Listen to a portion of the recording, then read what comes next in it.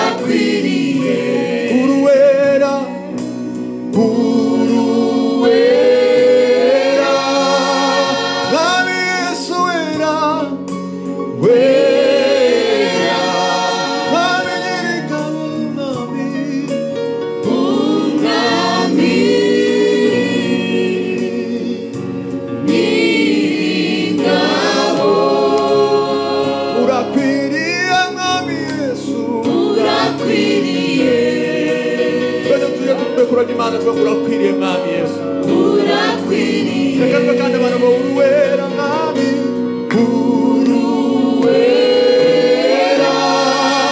isi y'abamarayika baramya Imana bavuga ngo urera Yesu bafatanya n'itorero mwami nyiringabo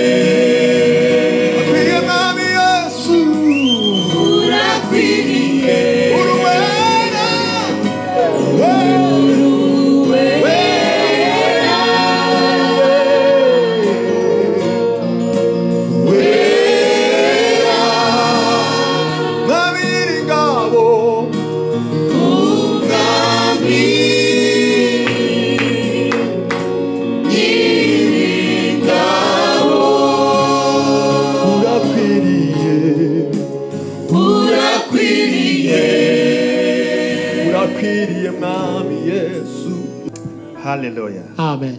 Alors ce matin, nous allons parler sur la sainteté qui vient avec la foi. Amen.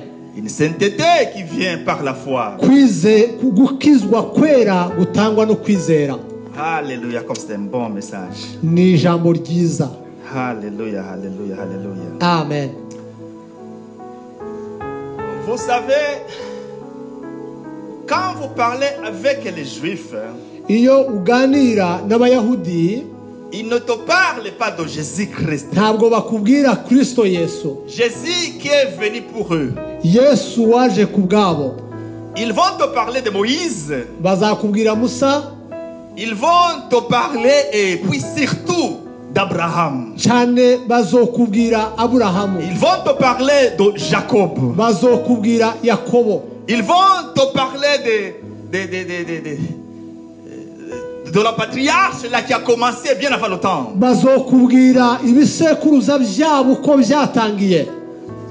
Et puis apparemment c'est seulement ça là. Ils se vantent de cela. Ils se vantent d'être parenté avec Abraham. Oui, c'est bien, nous aussi nous le sommes.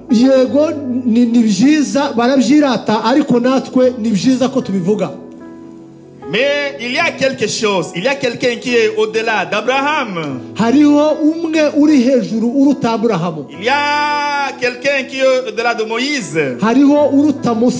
Il y a quelqu'un qui est au-delà de Jacob. Que Dieu nous aide. Alors ils se vantent des choses là, des choses qu'ils ont fait eux-mêmes. Ils se vantent de leur appartenance ethnique. Si nous lisons, je vais lire dans Romains 9. Il dit, je dis la vérité en Christ et je ne mens point. Ma conscience me rend témoignage par le Saint-Esprit. Ça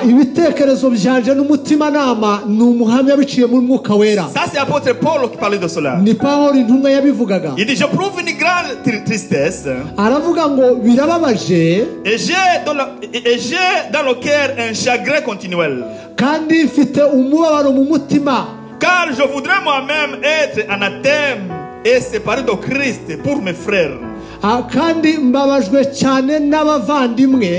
Mes parents selon la chair.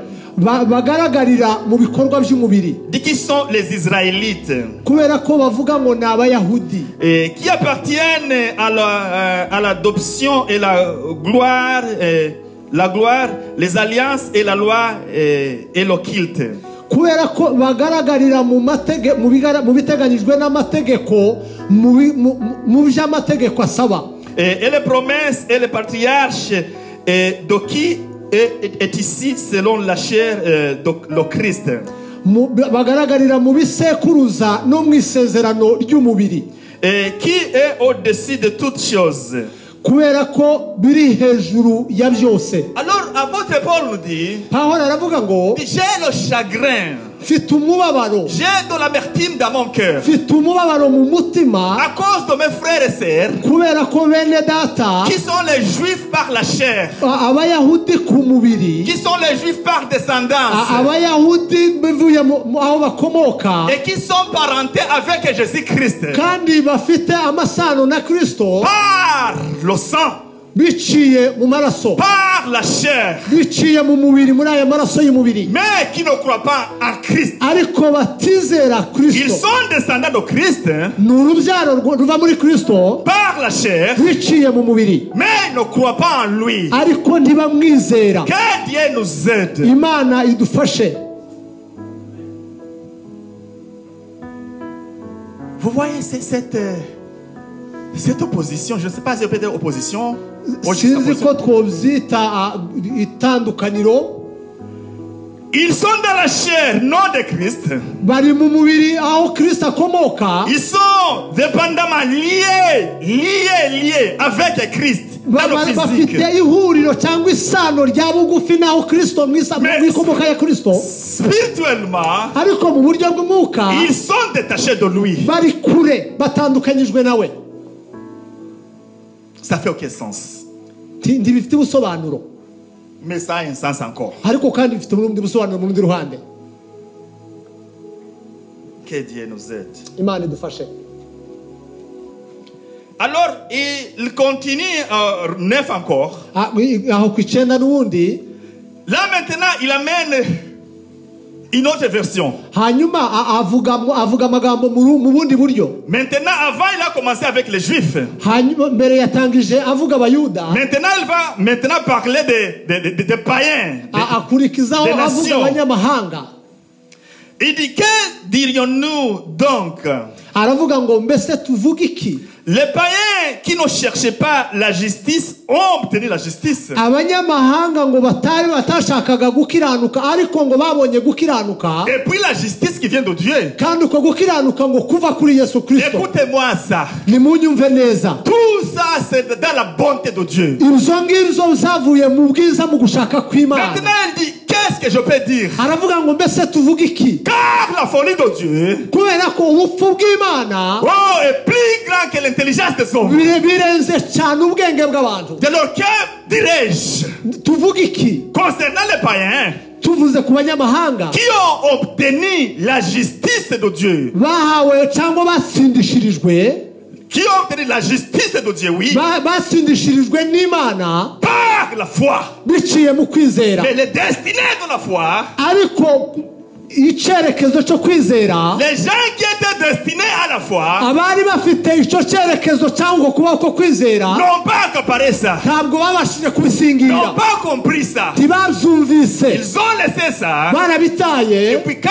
les nations ont entendu, ils sont privilégiés. Abanyamahanga bamaze kubyumva bagira ubwo buntu, Ils ont pris ça. barabifashe, Puis ils sont rentrés dans l'alliance. hanyuma binjira mu isezerano. Jina la Bwana libarikiwe. Izina ry'Imana rihabwe Ils sont icyubahiro. rentrés dans l'alliance. Barinjiye mu isezerano. Maintenant ils sont cohéritiers. Nabo ni abaragwa. Maintenant ils sont cohéritiers. Ni abaragwa Avec Abraham. muri Aburahamu, Avec Isaac. hamwe na Isaka, Avec Jacob. hamwe na Yakobo. Ils sont plantés maintenant. Baratewe, Ils sont fondés maintenant. babaye ku rufatiro, barubatswe Sur la fondation des ku apôtres. rufatiro rw'intumwa Par la foi. kubera kwizera. Que certains ont rejeté. Kurya kwizera abandi banze. Que Dieu nous aide. Imana idufashe. Que Dieu nous fasse grâce. Imana iduha ubuntu. Dieu nous a fait une grande grâce. kugira ngo Imana yatugiriye ubwo buntu bukomeye. Alléluia. Haleluya. Alléluia. Amen. Et puis qu'on dit, tandis que Israël, aravuga ngo ariko Israheli yo qui cherchait une loi de justice, bashakaga itegeko ryo kubasindishiriza n'est pas arrivé à cette loi, kandi ngo ntibabashije kurisohoza n'a pas compris. ntibabyumvise. Jina la bonne ribarikiwe. Amen. Il a méprisé ça barabisuzuguye et nous on a compris twebwe tubasha kubitahura par la grâce biciye mu et buntu par la révélation. biciye mu iyerekwa. Que Dieu soit loué. Imana yacu ihabwe Que icubahiro. Dieu soit loué. Imana ihabwe icubahiro. Qu'est-ce que je vais dire? niki nenda kuvugaho?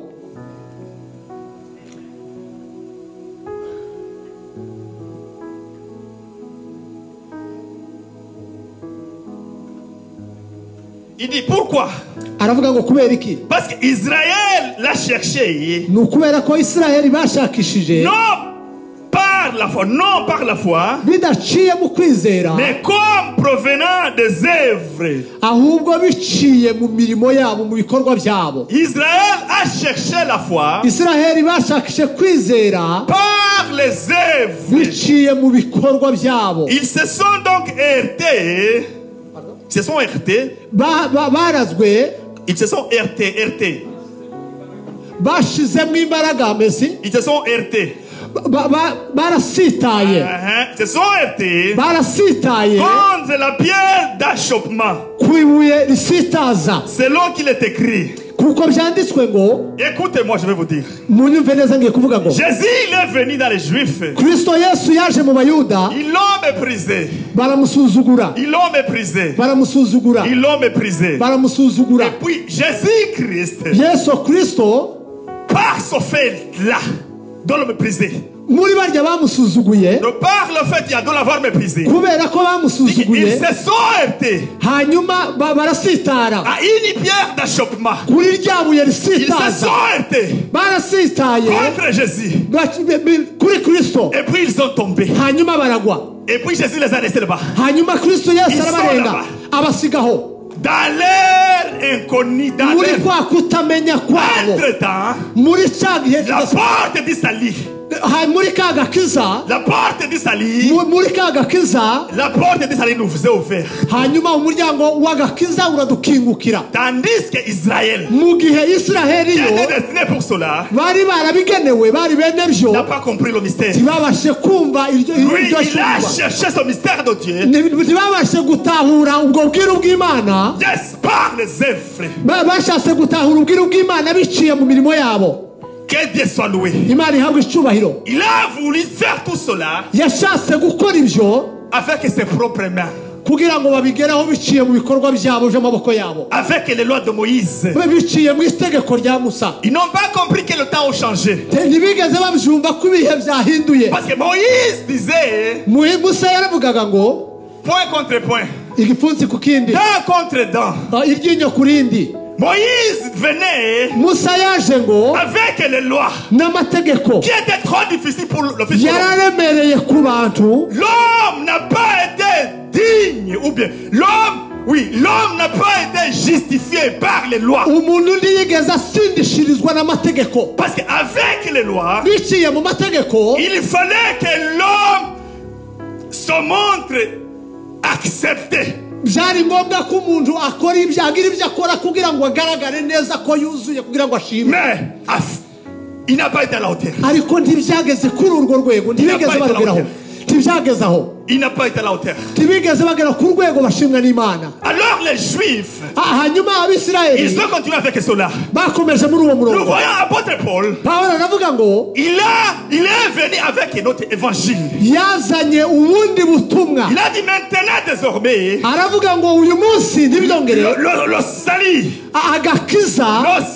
agakiza est trouvé kagaragarira dans Jésus-Christ. muri Kristo Yesu. L'autre laquelle vous aviez Ririya tué, tegeko mwatumbiriye mwishe, lui là que vous avez tué, uriya mwishe, c'est dans son nom ni muri we nyine que le salut est agakiza kagaragarira. Dans son même nom, muri iryo zina c'est ça la porte ni uwo niwo muryango que les païens ont pu rentrer. abanyamahanga binjiriyemo. Entre-temps, quand les Juifs continuent à dire on ne fait pas ça, ne fait pas ça, mu gihe abisirayeli bo bavuze ngo ntidukore ibi bindi dushobora kubikora, les païens ils ont rentré. abanyamahanga bo Ils sont barinjira, rentrés. baraza barinjira, Viens. Ils sont rentrés. baraza Bibina muke barengiye umo. umugore n'umugabo barinjira Okovu. mugakiza, Umwana kamata ungine hanyuma undi twanye. agafata undi ngo tugende Yesu. ngo tujye kwa Yesu. Bwana sifiwe sana. Amen. Comme le salut est bon. kubera ko Yesu ari mwiza, Comme Jésus est bon. kubera ko Yesu ari Que Dieu mwiza, soit loué. Imana ihabwa icyubahiro. Nous sommes là maintenant. Turi hano rero, Nous sommes là maintenant. turi mu gakiza, La sauce salie. muri ako gakiza turashikamye. Oh, Dieu nous aide. Imana ishimwe. Notre temps passe vite. Umwanya wacu urashira vuba. Pasteur Patrick, lis-moi Pastor Patrick nadusomere 2 Corinthiens. Abakorinto ba kabiri, 2 Corinthiens 5, 20 à 21. Abakorinto ba kabiri gatanu, Oui, 2 Corinthiens Abakorinto 5. ba kabiri gatanu 20:21. Oui.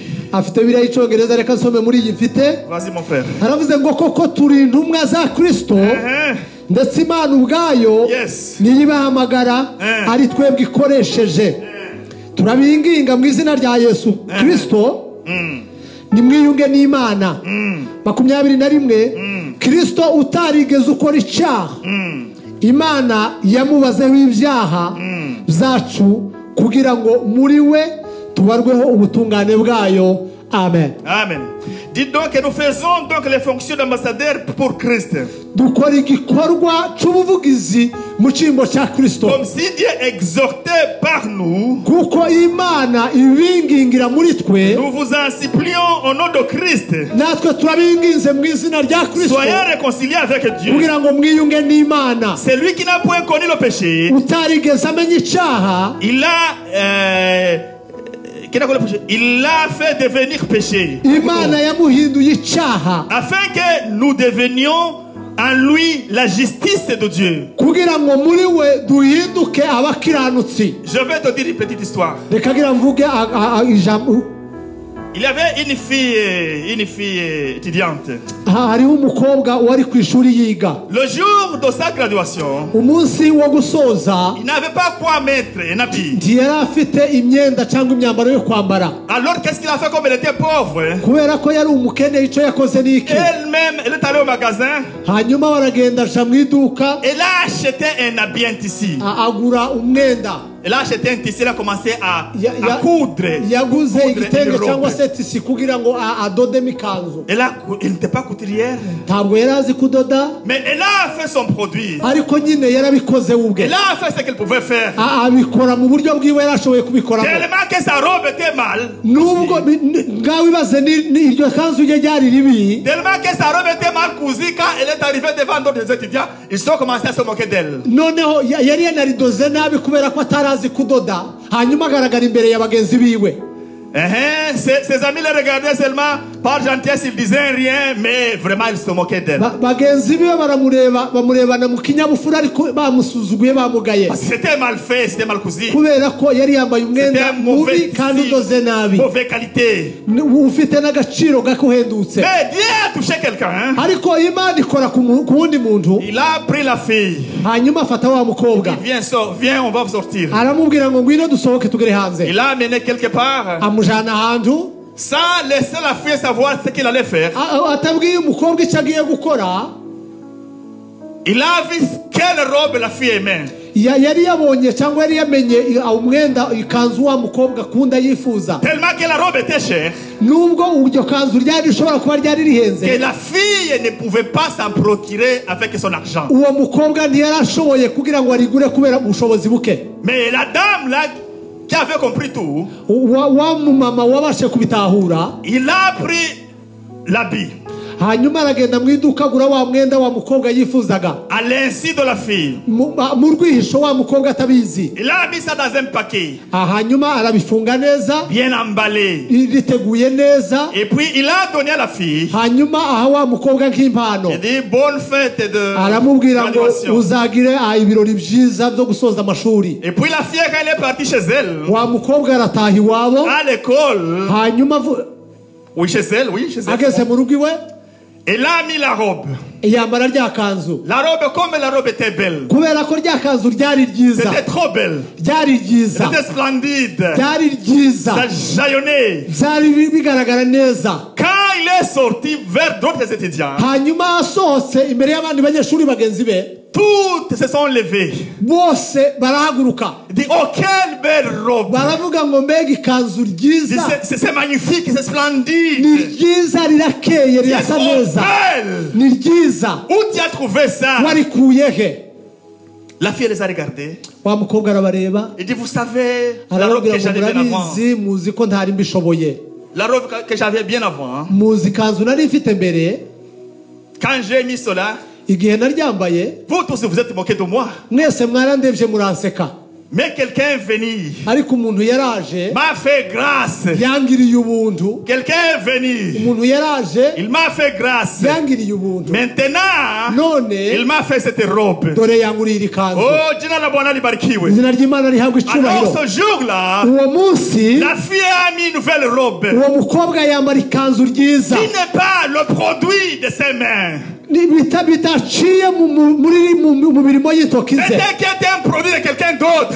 Ni ukuvuga ngo ryari ryaradozwe n'undi. C'était une grâce pour la fille. Ni ubuntu yari yagiriwe. Alors l'apôtre Paul écrit, Pawulo arandika aravuga ngo, nous sommes des ambassadeurs twebwe turi abavugizi à la place de mu Christ. cyimbo cya Kristo. À travers Christ, aravuga ngo muri Kristo, à travers nous, biciye muri twe, Christ vous supplie. Kristo arabinginga Réconciliez-vous avec lui. kugira ngo mwiyunge nawe. Réconciliez avec lui. Kugira ngo mwiyunge nawe. Duhe Imana icubahiro. À travers nous, biciye muri twe, les pasteurs, abayobozi, les évangélistes, abavugabutumwa, les pasteurs, abapasitori, les révérends, abarevera, les apôtres, intumwa, Christ vous supplie Kristo arabinginga de vous unir avec lui. kugira ngo mwiyunge nabo biciye muri twe. Why?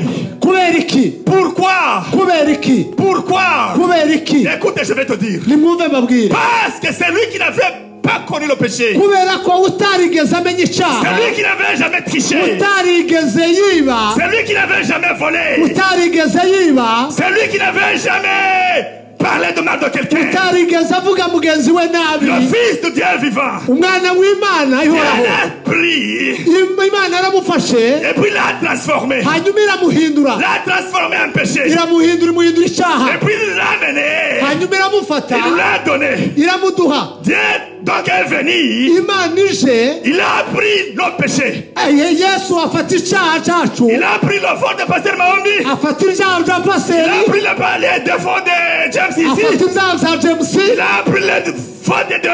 afata ibyaha bya John, Il a pris mes péchés. hanyuma afata ibyaha Il a pris byanjye, tes péchés. afata ibyaha Il byawe, les a mis sur son fils. hanyuma ibishyira mu mwana Il wayo, les a mis sur son fils. hanyuma ibishyira mu mwana Et wayo, puis, hanyuma il a pris la sainteté de son fils. afata kwa kwera k'umwana wayo, Il a pris la mise du Pasteur Maombi. afata kwa kwera, Il a pris la sainteté de son fils. ifata kwera Il a k'umwana mis sur Rosette. igushyira muri Il a pris rozete, la sainteté de son afata fils. kuri kwera Il a mis sur ma femme ici. igushyira mu mudamu we. Jina la Bwana libarikiwe. Imana yawe icyubahiro. Maintenant, Hanyuma nous sommes couverts umunsi turabera par la sainteté twe tudukwiye de Christ.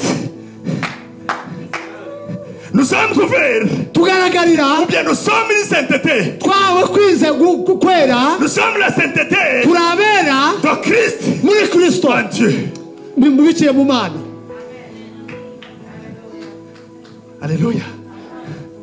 Nous ne portons pas Ntabwo tugitwara les habits façonnés par nos mains. imyenda yacu twadoze twenyine, Portons pas ntabwo tugitwara notre justice. gutsindishirizwa kwacu. Non, non, non, non, non. Oya, non, oya, non. oya, oya. Non, non, non, non, Oya, non, non. oya, oya, oya. Nous sommes devenus ahubwo la twahindutse justice de Dieu. twawe gutsindishirizwa La kwa justice Kristo, de Christ. twawe gutsindishirizwa kwa Dieu. Kristo mu Mana. Quand Christ te regarde, Kubera ko Kristo quand yakurebye, Dieu te regarde, Imana iyo il ikurebye voit Christ. izibona Kristo muri Il wowe, ressemble à Christ. ibona Kristo muri Il wowe, parle comme Christ. uvuga nka Il Kristo, marche comme Christ. ugenda nka Kristo. Quand Dieu te regarde, Kubera ko Imana iyo tu ikurebye reconnais irakureba ikakumenya iciye muri Kristo Yesu. Iravuga ngo ngwino, iravuga ngo ngwino, uri uwanje, uri uwanje. Kubera iki? Kubera ko ndikurebera mu bikorwa byacu byakera. Dans ta faiblesse, ntikurebera mu ntegeko zawe, ntikurebera mu zawe, ahubwo ikurebera biciye muri Kristo, biciye mu kwera kwe. Alléluia. Alléluia. Les païens, abanyabyaha cyangwa abanyamahanga, ils ont obtenu la justice bahawe gutsindishirizwa de Dieu kwa Kristo par la foi. biciye mu kwizera. Alléluia. Haleluya. Ce qu'il nous faut seulement, icyo dusabwa gusa c'est croire en lui, ni ukwizera gusa muri we, c'est l'accepter, ni ukwemera, c'est l'accepter, ni ukumwemera, c'est croire en lui. ni ukumwizera. Nous sommes devenus twahindutse la sainteté kwera, twahindutse abera en Dieu muri Kristo Yesu. Oh, je suis fatigué là. Ndarushe Et je finis. kandi ndashoje. Pas me faire mourir ici là. Je finis. Ndashoje. Que Dieu vous bénisse. Imana y'umujibaho umugisha.